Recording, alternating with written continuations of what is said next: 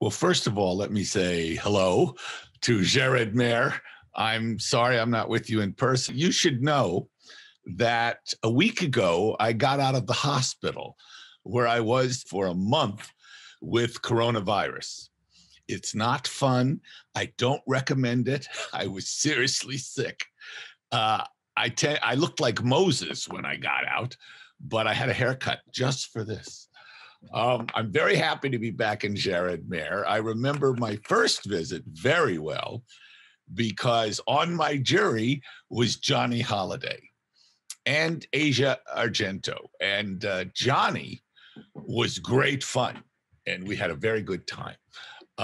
My second visit was just literally one night. I was given this little crystal bowl and waved and got off stage.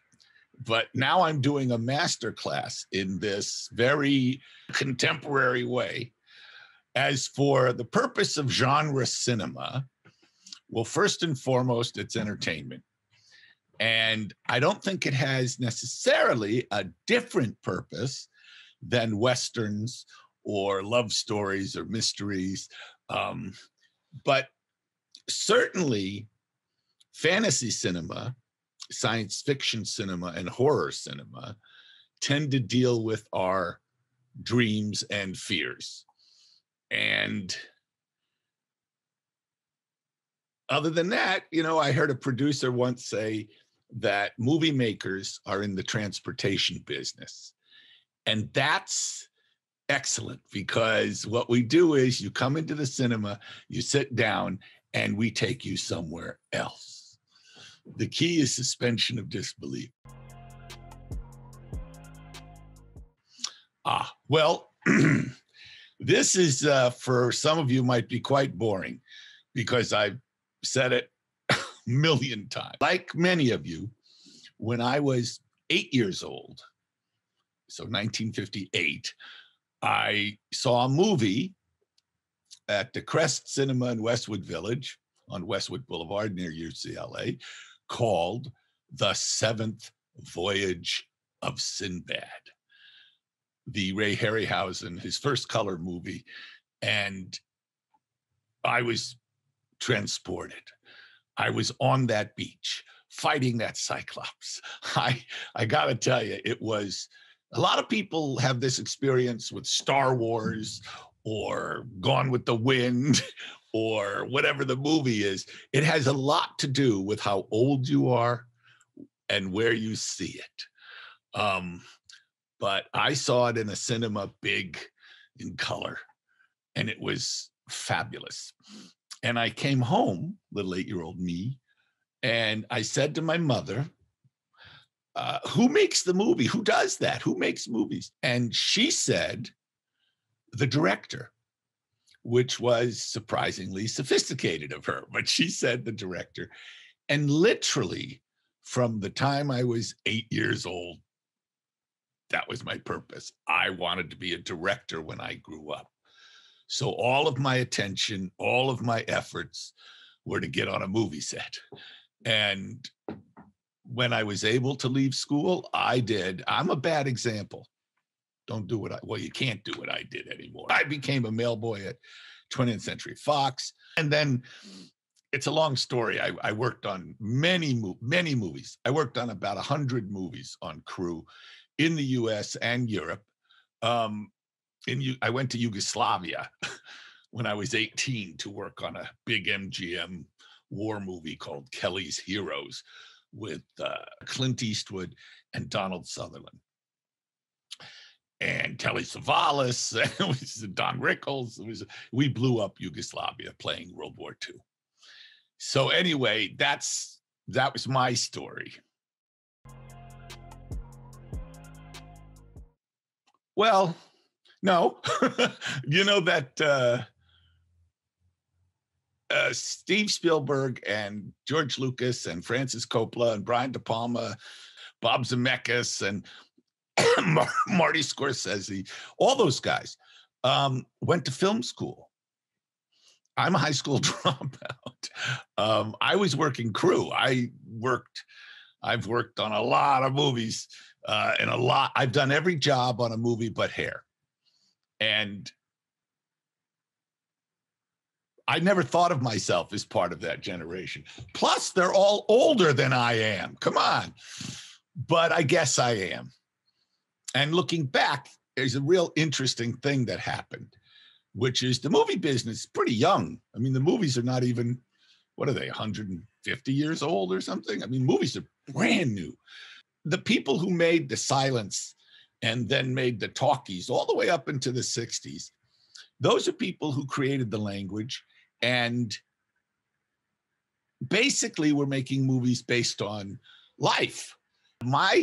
These guys you're talking about, and now, you know, with Tarantino and et cetera, and all these people, now movies tend to be mostly about movies. Everyone, I mean, Tarantino even uses scores and, you know, from other movies, but no, I never thought of myself as part of that. Oh, I was just told Bob Zemeckis is younger than I am. 1 year.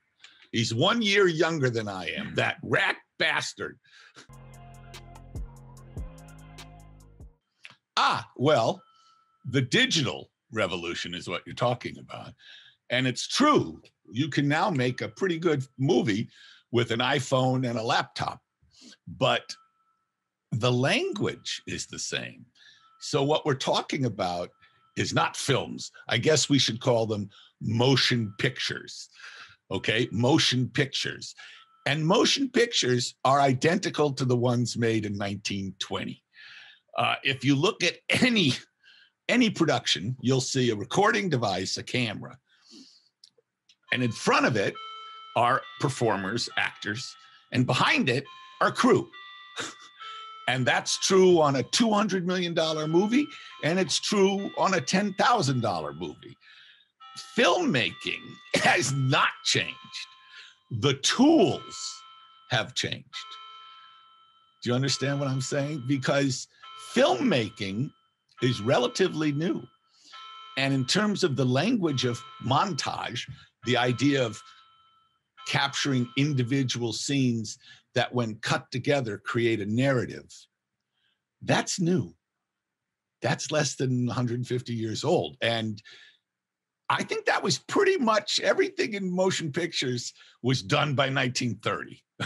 But we're still creating better and newer tools to make motion pictures. And I'm all for it.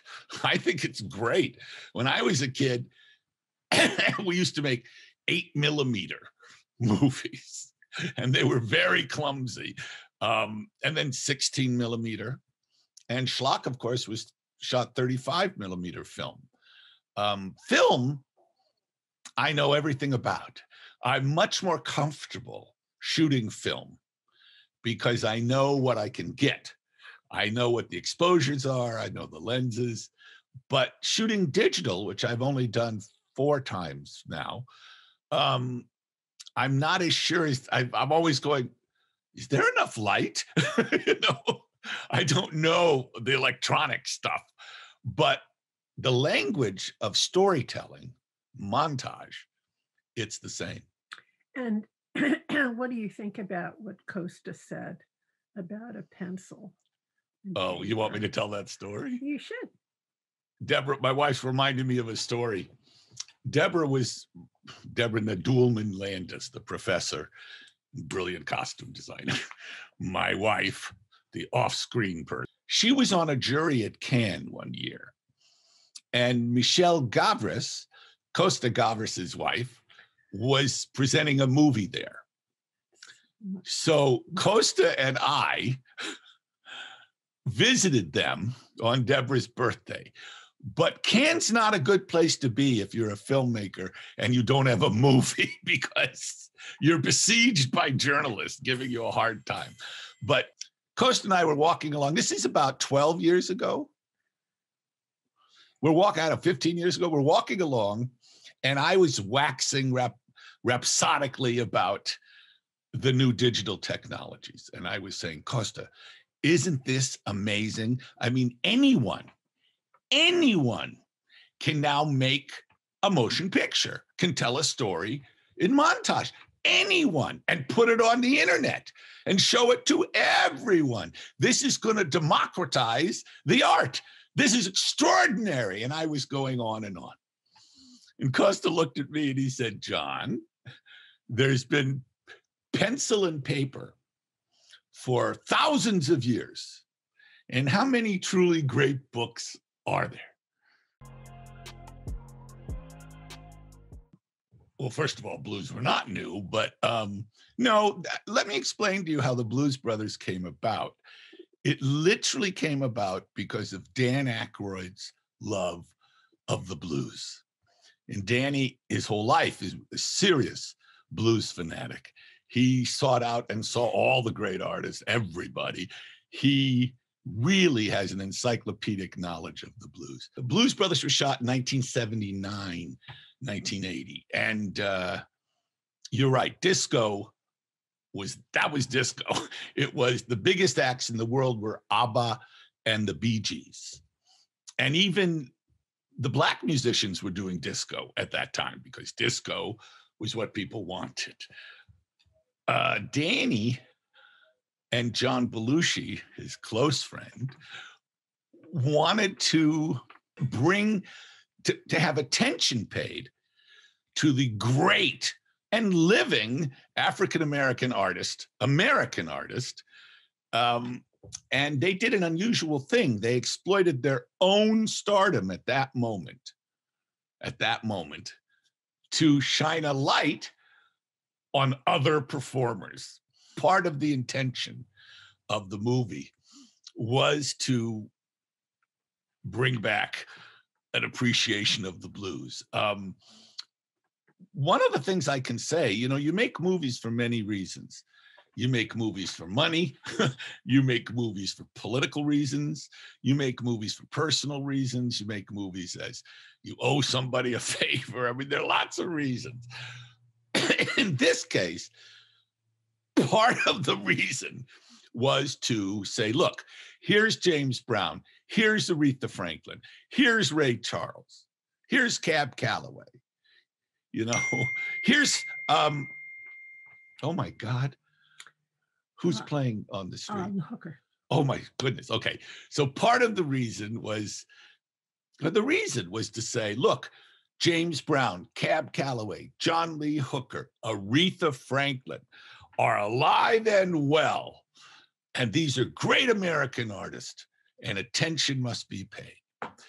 And I have to say, on that level, the movie was very successful, thank God. But on that level, the picture was a complete success. It totally revived all their careers. It brought back the music in a big way. And I can't take credit for that. That wasn't my visionary idea. That was really Danny Aykroyd. And in the movie, which I wrote with Danny, there's a line where John says, "We're on a mission from God." And I put that in the movie because I was making fun of Danny. He was downright evangelical about this. I love all genres. I really do. Filmmakers get typed like actors. So I'm not given the opportunity to make a small romance or a big Western. I have to say, to actually make the movies, Westerns are wonderful to make. You're outside, you're on horses all day. It's real fun. In fact, my friend Walter Hill once said, if they knew how much fun it was to make a Western, they wouldn't let us. But unfortunately for me, although I've worked on many Westerns, I only directed one, and it was a pastiche, a comedy, Three Amigos. But I enjoyed it. I love making Westerns. Well, you're right. I like monsters. I'm part of the generation that includes people. There was a man named Forrest J. Ackerman, who's passed away now. But Forrest Ackerman was the editor of a magazine that was really published for adolescent boys, I think. But it was called Famous Monsters of Filmland. and it came out in the 60s. And Famous Monsters of Filmland always had a painting on the cover of Karloff as the monster, or the Cheney's Wolfman, or whatever the newest monster movie was. And it was filled with photographs and articles about fantasy films.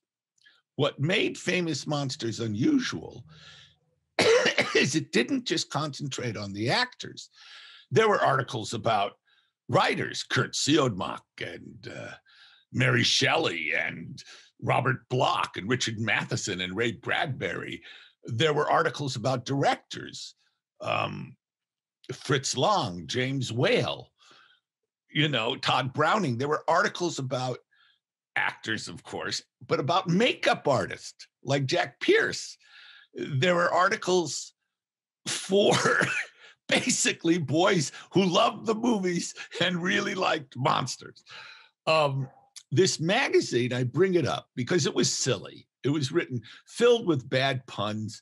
It was cheaply made. But there was a remarkable thing when Forey Ackerman passed away. There was a memorial service in Hollywood. And Peter Jackson, Guillermo del Toro, Rick Baker, George Lucas, Steven Spielberg, an extraordinary group of filmmakers, all said the same thing. They said when they were little boys, they found this magazine somewhere in a drugstore, in a grocery store, in a candy store. And they took the magazine and went, I'm not alone. I mean, Guillermo found it in Guadalajara, Mexico. Peter Jackson found it in Auckland, New Zealand. Joe Dante found it in New Jersey. I found it in Los Angeles. It's extraordinary, the impact. George Lucas found it in Northern California. Spielberg found it in Arizona, and George Lucas gave Forey a poster from Star Wars, and he wrote it, without Famous Monsters, there would be no Star Wars. And it's kind of true. But I think that magazine really sparked my interest in monsters. And first of all boys, it's like all little boys love dinosaurs. It's just a fact. Let's move on to what do monster movies tell us about the human condition? What do monster movies? Well, fantasy films, science fiction films, horror films, they're all different. They all have different things. And what we learn is it deals with our fears. I mean, for instance, the predominant monster of the 21st century is the zombie. The zombie used to be Haitian, and they were Haitians who were drugged and buried alive with voodoo. Zombies are real, by the way.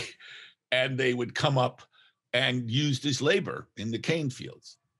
But that evolved. The zombie, the living dead, evolved through people like George Romero and whatever. And I mean, I had them dance in Thriller. They were good dancers too. But the zombie, well, it's interesting. We have it. I write about it in my book. And I also asked David Cronenberg and Guillermo and Ray Harryhausen and Rick Baker. I asked everybody, John Carpenter, tell me what's the big deal about zombies? Why are they so popular now? And you know what? They represent chaos. They represent the end of civilization. They represent so many things. I mean, Joe Dante said, let's make up a game. Name the monster, name the metaphor. I mean, for instance, the easiest one is Godzilla. The original Japanese film Gojira, which is quite serious and very good. If you can see the original Japanese film, you should. It's not silly like all the others. So Japan, the only country in the world that has had an atomic bomb dropped on it. twice, cities leveled, hundreds of thousands killed. Make a movie about a giant monster with fire radioactive breath that levels cities. Well, that's not a hard one to figure out. But, you know, monsters represent, don't ask for whom the bell tolls. No, but monsters represent everything. They also represent a fear of science. You know, you mentioned about pandemics. I'm still shocked that people do not understand how earth-shaking, how history-changing, how dramatic the coronavirus COVID-19 pandemic is. I mean, there's, 400 and something thousand dead in the United States alone. I mean, that's more people than died in World War II. I mean, it's in the Army. In the U.S., in the United States. That's more Americans that died than World War II. Yeah. There's, every day, several thousand people die in the United States. That's more people than were killed in 9/11. This is all over the world, and it's changing everything. It's changing economies. It's changing everything. Well, it's hard for me to accept that it's 40 years ago. That's that's shocking to me. 40 years, but you got to remember, I wrote An American Werewolf in London when I was 18 years old, 1969, in Yugoslavia, the former Yugoslavia, working on Kelly's Heroes.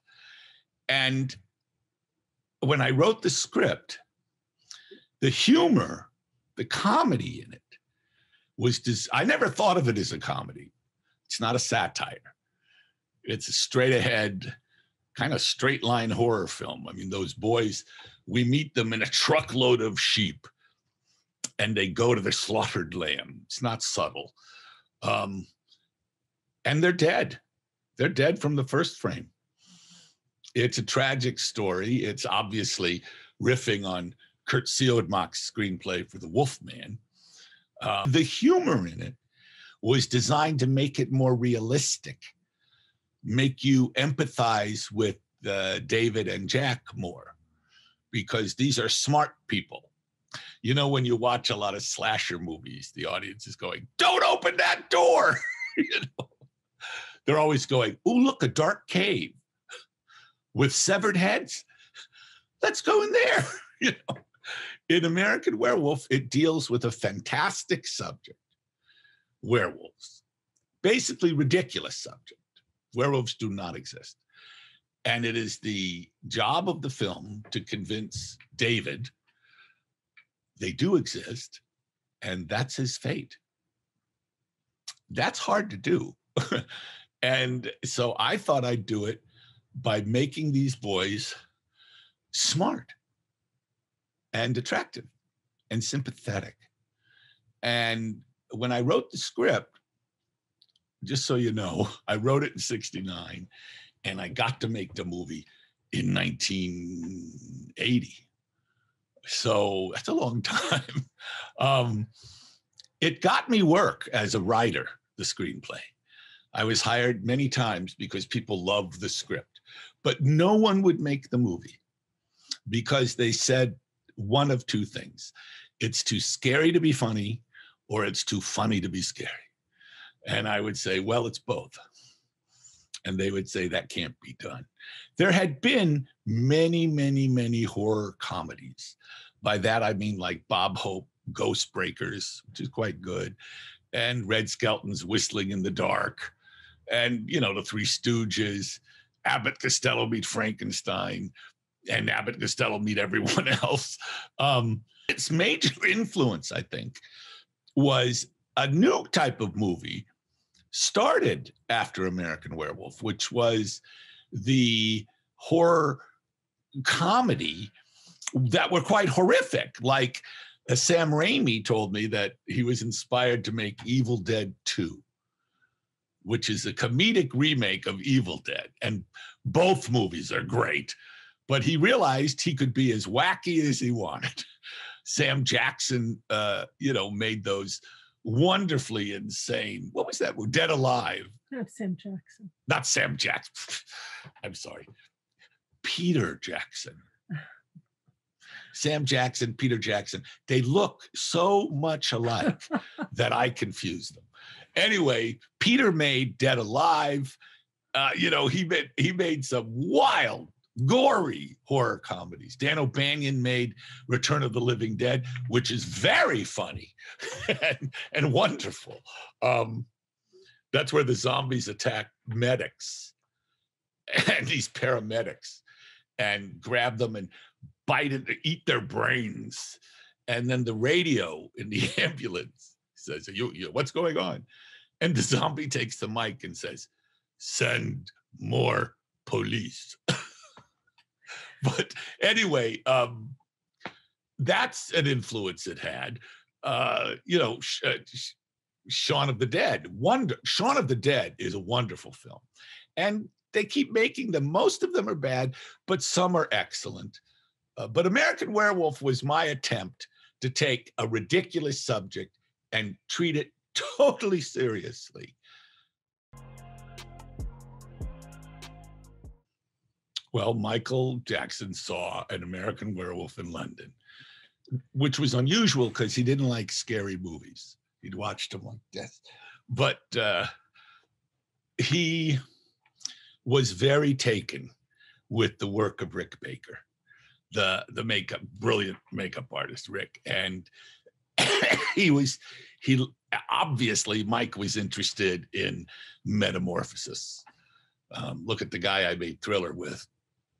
Look what he did to himself. But Michael called me out of the blue and asked me to make a video for this song, Thriller.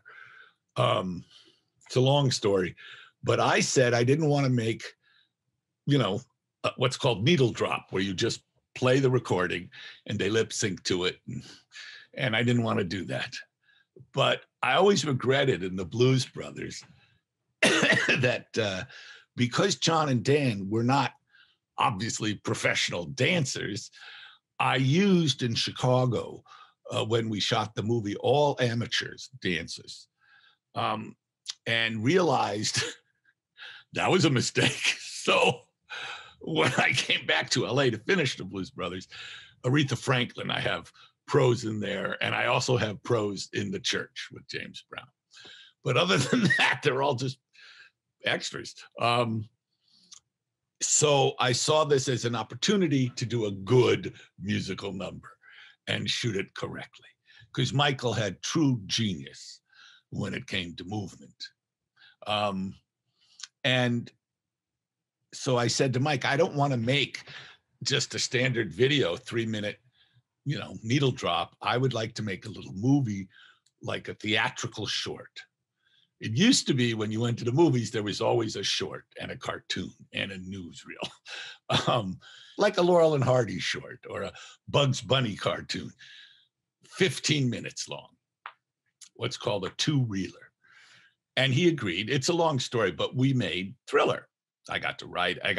It was fun for me because Michael was just happy to turn into a monster. That's all he wanted. He said, I want to turn into a monster.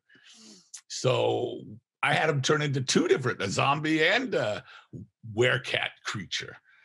I think the werecat turned out wonderfully because Rick's original design for the werewolf was horrific. And I said, no, Michael's got to be, even as a monster, he has to look good. And so Rick designed that, which I found much more attractive. Well, that, it was all just Michael wanting to turn into a monster. No one had any idea the impact that video would have. Certainly not me. I mean, the album Thriller had been out over a year when we shot it. It had been #1 for over a year. It was already the #1 selling album of all time when we shot it. so no one expected what happened, which is it went on television. And the thing to remember about Thriller is it was called a vanity video. It was made to keep Michael happy. And no one expected the enormous impact it had on MTV, made MTV. And then the album, which had been #1 for over a year, tripled its sales. And then it was already the best-selling album of all time. A guy called me from Texas, Austin first, and he said, I would like to put Thriller and the making of Thriller on a video cassette and sell it as a home video. Now, you won't remember, but in the early days of home video, movies were very expensive. It would cost $100 to take a movie home. That's why rental places started. And I said, who would pay $100? It's on television all the time. Exciting story I'm telling you is Thriller. So this man said, I'm going to sell it. And he told me he was going to do sell through. I said, what is sell through? He said, it's low price. And I remember it was the video cassette, beta and VHS was $29.95. Instead of $100, it was $30. And they sold 6 million of them. So it kind of created the home video business. It had huge impact. And it was just Michael wanting to turn into a monster. I needed for Marie, she wasn't written to be French. I mean, I just needed a woman who could be sympathetic and terrifying, and also sell the physical gags. Because one of the things about Marie is she has super strength. She can do extraordinary things. But she's this thin little, woman. And so we were looking for, someone. And I saw La Femme Nikita just came out. And I thought, ooh, who's she? Because that was certainly athletic. And Anne had been a dancer. So she has this very muscular, lithe body and moves beautifully. It was kind of a problem in America when it came out because people said, what did she say? Americans, what? Because she had a thick French accent. But I thought she was wonderful. I really appreciated her in the movie. She's beautiful and sympathetic. And she really sells. You don't doubt that she can tear those doors off and jump off buildings and all the things she does because she sells it. She's a ballerina. And I was very happy with her. Well, first of all, I'm a sucker and I'm a good audience. I get scared in movies. I cry in movies. I really am a good audience. And so I get scared in movies. Jump scares, boo, unless they're clumsy. Those always get me. It's an interesting thing about horror and comedy is they're completely unforgiving, meaning you're either scared or you're not, or you laugh or you don't. And both responses are physical. They're convulsive. They come out of you involuntarily and laughter. And I saw the list. You're going to ask me about cinemas as opposed to watching things online or television. Well, I really believe that motion pictures are meant to be seen in a cinema, in a big house with a big screen, beautiful sound, and especially with other people. The more people you are with, the better the movie will play. By that, I mean a comedy is much funnier with a crowded theater because laughter, like fear, is contagious. And it's always better to see a film in a big, let it go over you. I mean, it breaks my heart that most people will see Lawrence of Arabia on their laptops. It's heartbreaking. Or 2001. You know, there's certain movies that should not be seen on your iPhone. Oh, I got scared in a lot of movies. I remember when I was a kid, I went to a double feature of The Pit and the Pendulum with Vincent Price, the Roger Corman movie, and some Godzilla movie, one of the Godzilla, I think Destroy All Monsters or something. And I remember very well having to pee. So I got up to go up the aisle to go to the bathroom. And it was the scene where they put Mark Damon in the machine, and now it's the pendulum is swinging and coming lower and lower, and it rips his shirt and it's coming low. And I'm desperate to pee. So I'm like, and finally, I can't stand it. I have to go pee. And I run to the men's room, I pee, I wash my hands, I run back, and it says the end. And I went, what happened? What happened? But so I was terrified by The Exorcist. The Exorcist is really the last movie. What year was that? 70 something.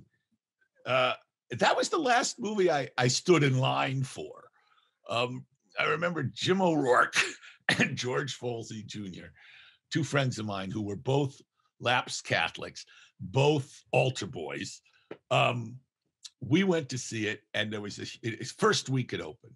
It was a huge line, went around the block. And we waited for like 2 hours, and the hype was so big around the movie. It was like people were fainting, people were throwing up. It was like, oh my God, it was terrifying. And we go in the theater, big theater, the National. It's not there anymore, but we go in the theater. It's seated like 1,400 people, really big. And the place is packed and buzzing.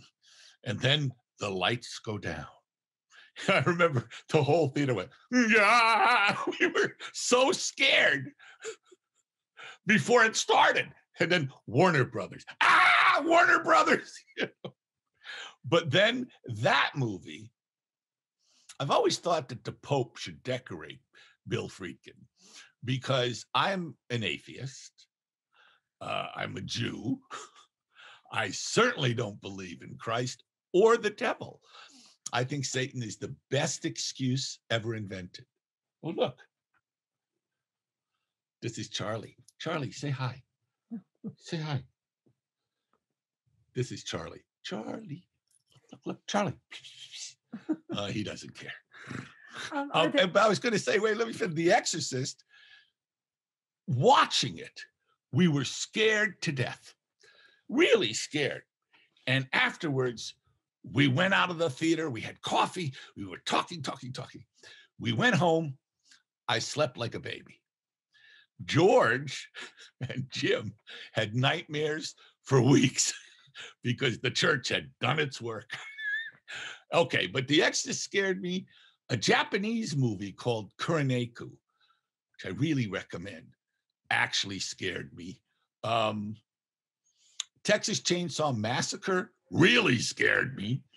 And I think the biggest scare I've had in the last bunch of years was in Takeshi's movie Audition, which is a rough movie, but the moment when that bag moved and you realized someone is in that bag, that scared me. But I'm an easy scare. And there have been many good fantasy films because so many are being made now. I thought that Get Out, Jordan Peele's movie, was excellent. No, and I think it's bizarre. I don't understand why people do not understand how monumentally epic this pandemic is. It'll be at least a year, probably more, before things sort of get back to normal. And just, I don't get why people don't get it. And as you said in your question, there are many films that deal with plague. Many films. My favorite is Ilya Kazan's first movie called Panic in the Streets, which is in the 50s and shot in New Orleans. Jack Palance's first movie. It's a great movie with Richard Widmark and Paul Douglas and a very young Zero Mostel. It's a great movie and one of the best movies about plague. Well, I'm heartbroken about it because as a filmmaker, I want you to see the movies in a big house with a lot of people because they will always play better. But you take what you can get. And I just think that an online film festival, in one way, makes the films more accessible for more people, but it also alters the experience of watching the film. But, you deal with reality. Well, first I have to recover and get off the goddamn hose in my nose. I love making movies. I really enjoy the process, and I don't find it hard. I find it fun. I mean, sometimes I'll be on a set and people will be complaining because it's cold or it's wet or, whatever. And I think, God damn, you're lucky to be here. I mean, I love movies. I love every aspect of it. And I enjoy making them. However, like every other director, you get older and studios, well, forget studios, just producers don't want to pay you. They want a younger person that they can exploit. Also, if you hire a director like me or Joe Dante, we have opinions. So, they think, I don't want that guy. I want a guy I can boss around. But you know what? I have many movies I would like to make. It's all a question of getting the financing. It's always about the money. So I've been lucky in my career. I've been able to make some pretty wacky movies. But I have many more projects that I didn't get the money for than I did. So I have a bunch of movies I'd love to make. But right now is a very odd, again, because of COVID-19, the entire movie and television business is in chaos. Everything's changing. So you figure it out. So I'm looking forward to seeing my next movie too. Thank you very, very much. I'd like to thank Gérardmer. I'm sorry I'm not with you. I think fondly of it, and I think fondly of you. I hope you have a wonderful festival, and I wish you good luck and stay safe.